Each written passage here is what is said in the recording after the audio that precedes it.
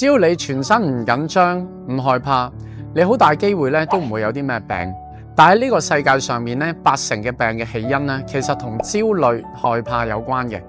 我哋要知道啦，唔理係生理定心理嘅問題，依家科學研究就發現咗，都同緊張、焦慮、害怕嘅情緒有關。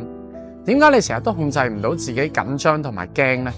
就係因為你覺得咧有好多事情自己解決唔到，又唔願意去面對，不停咁樣內耗，仲不斷咁去遇上一啲壞嘅結果。明明冇咩大事，但係你日日都提心吊膽，咁點算呢？今日咧就教大家一個科學嘅方法，簡單又有效嘅方法，點讚收藏起嚟，要用嘅時候咧打開嚟練習咁就得噶啦。當你緊張嘅時候咧，如果你係坐喺度嘅，你就將腳尖向膝頭嘅方向勾起。